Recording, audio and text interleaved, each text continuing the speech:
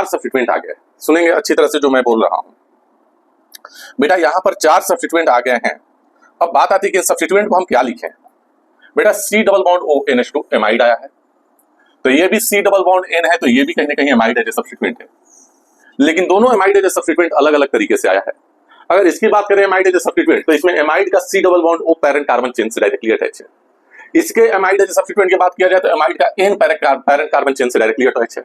Similarly बेटा जी यहाँ पर ईस्टर एज सब्स्टिट्यूएंट आया है, और इस ईस्टर की अगर बात करें तो यहाँ पर C double bond O Easter का पैरेंट कार्बन चेन से अटैच है, और यहाँ पर ईस्टर का O जो है वो पैरेंट कार्बन चेन से अटैच है। मतलब ईस्टर एज सब्स्टिट्यूएंट और एमाइड एज सब्स्टिट्यूएंट यहाँ पर दो तरीके से आया है। और आप याद करो, जब मैं फंक्शनल ग्रुप का प्रायोरिटी ऑर्डर लिखवा रहा था तो उसमें ईस्टर और एमाइड के लिए डबल टिक कर दिया था। इसको बेटा नेमिंग करते समय ही हम देखेंगे कि कैसे सब्स्टिट्यूएंट के रूप में लिखेंगे। तो इस कंपाउंड का नेमिंग करेंगे, सबसे पहले क्या करते हैं कि इसके सब्स्टिट्यूएंट को कैसे लिखेंगे ये हम लिखते हैं। तो लिखिएगा amide as substituent,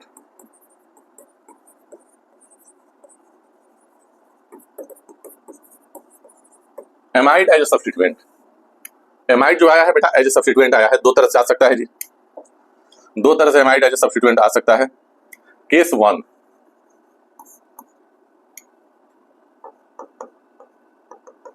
if C double bond O of amide is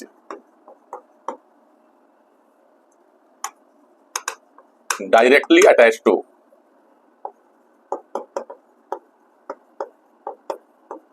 PCC, PCC से C डबल बॉन्ड O जो है वो डायरेक्टली अटैच है, directly attach to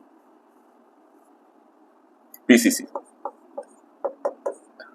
parent carbon chain से डायरेक्टली एमाइड एज सब्स्टिट्यूएंट जो है उसका C double bond O directly attach है, जैसे C डबल बॉन्ड ONH2, और ये फ्री वैलेंसी क्या बता रहा है, पैरेंट कार्बन चेन से अटैच है।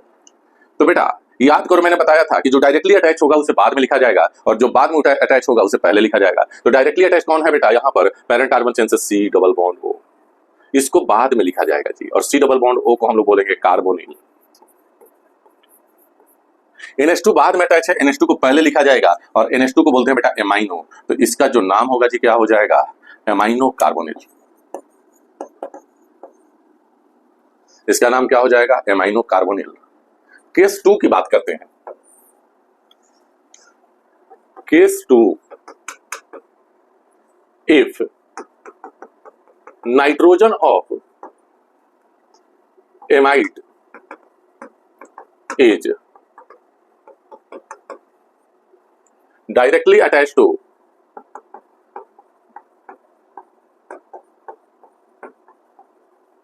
parent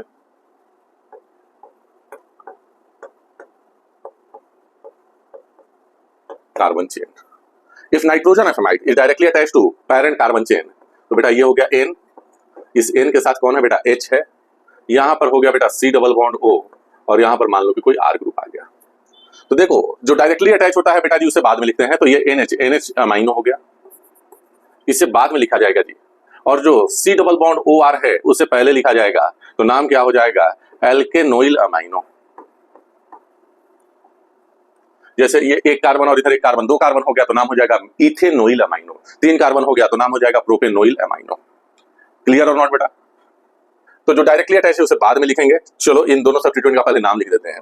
C double bond O से NH2 है, इसको हम लोग क्या बोलेंगे जी, अमाइनो। डायरेक्टली नहीं अटैच है तो अमाइनो को पहले क्या नाम हो जाएगा, एमाइनो कार्बोनिल। इसका नाम क्या हो जाएगा जी, एमाइनो बाद में, इथेनोइल पहले, क्या नाम हो जाएगा, इथेनोइल एमाइनो। चलिए जी साहब इतना तो हो गया। इन दोनों ईस्टर की बात कर लेते हैं। तो पहले ये नोट कर लेंगे, उसके बाद लिखेंगे ईस्टर एज ए सब्स्टिट्यूएंट। पहले ये नोट कर लेंगे बेटा,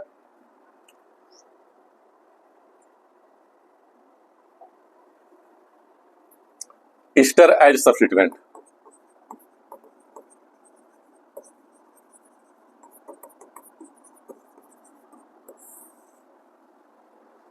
ईस्टर एज सब्स्टिट्यूएंट, सब्स्टिट्यूएंट के रूप में अगर ईस्टर आ जाए तो क्या करेंगे, सुनिएगा।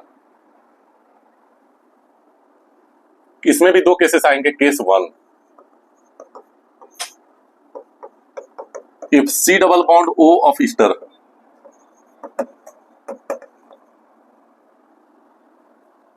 Is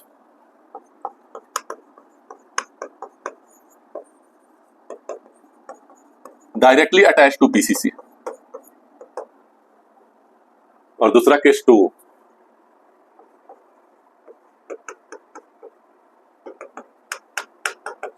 if O of ester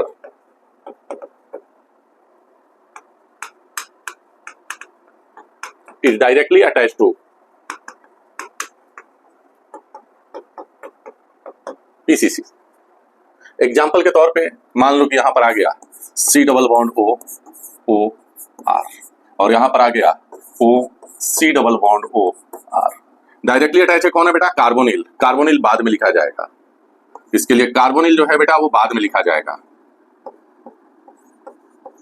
बाद में कौन अटैच है? OR को अल्कोक्सी बोलते हैं, अल्कोक्सी पहले लिखा जाएगा, तो इसका नाम क्या हो जाएगा जी?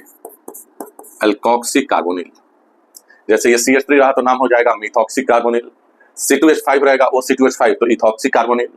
यहाँ की बात करें, ऑक्सीजन डायरेक्टली अटैच है, ऑक्सीजन को क्या बोलते हैं जी? Single bond oxygen in known as oxy, oxy बाद में लिखा जाएगा। और C डबल बॉन्ड OR अभी मैंने बताया कुछ देर पहले एमाइड में, इसे बोलते हैं एल्केनोइल, तो इसका नाम हो जाएगा पूरा एल्केनोइल ऑक्सी। 2 कार्बन का है तो इथेनोइल प्लस ऑक्सी, इथेनोइल ऑक्सी, ये 3 कार्बन टोटल हो जाएगा तो प्रोपेनोइल ऑक्सी, नाम हो जाएगा प्रोपेनोइल ऑक्सी। नोट करेंगे जी, और इधर नोट कर लिए तो चलिए इस कंपाउंड का आईयूपीएसी नेम कंप्लीट कर लेते हैं। देखिए जी, यहां पर C double bond O chain से डायरेक्टली अटैच है, तो कार्बोनिल बाद में, मिथॉक्सी पहले, तो इसका नाम हो जाएगा इस सब्स्टिट्यूएंट का मिथॉक्सी कार्बोनिल। इस सब्स्टिट्यूएंट का नाम लिखे, ऑक्सीजन डायरेक्टली अटैच है तो ऑक्सी बाद में आएगा, पहले आएगा इथेनोइल, तो क्या नाम हो जाएगा? इथेनोइल ऑक्सी। अब तो इस कंपाउंड का नाम आप इजीली कर लेंगे यार। एक चीज और याद रखें, एमाइनो कार्बोनिल को 2 और नाम से बुलाया जाता है, कौन कौन सा जी? तो एमाइडो, और इसी को कार्बोमोइल बोला जाता है। तो यहां पर इस चीज को आप जोड़ सकते हैं, एमाइनो कार्बोनिल को एमाइडो भी कहा जाता है बेटा, और कार्बोमोइल भी बोला जाता है। जैसे कीटोन को कीटो ऑक्सो दोनों लिखा जाता है, एल्डिहाइड को एल्डोफॉर्माइल दोनों लिखा जाता है, उसी तरह से एमाइनो कार्बोनिल को एमाइडो और कार्बोमोइल तीनों में से कोई लिख सकते हो। चलो जी, सबसे पहले ए से आएगा ये, ई से आएगा, ई से ये भी आएगा, एम से ये भी आएगा। सबसे पहले ए वाले का काम तमाम कर देते हैं। 2 पे एमाइनो कार्बोनिल है तो क्या लिखेंगे? 2 एमाइनो कार्बोनिल, या चाहे एमाइडो, दोनों में से, तीनों में से कोई लिख लीजिए, तो क्या लिखेंगे जी? 2 एमाइडो। उसके बाद इथेनोइल इसमें भी है, इथेनोइल इसमें भी है, उसमें एमाइनो है, इसमें ऑक्सी है, ये पहले आएगा, तो क्या लिखेंगे? 3 इथेनोइल अमाइनो।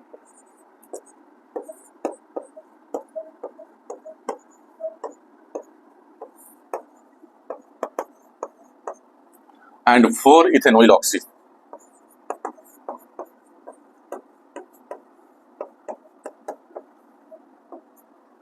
उसके बाद 5 पे है बेटा methoxy carbonyl.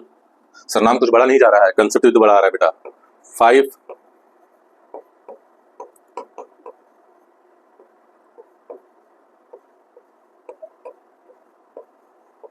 Methoxy carbonyl. 8 carbon है बेटा तो नाम हो जाएगा ऑक्ट। कोई मल्टीपल बॉन्ड है तो हाँ सर है 6 पर, तो 6 इन ओइक एसिड। ई को यहां से बेटा जी ड्रॉप कर देंगे, तो ये इतना बड़ा इसका नाम आ गया, लेकिन कंसेप्ट भी इस क्वेश्चन में बहुत बड़ा सीखे आप।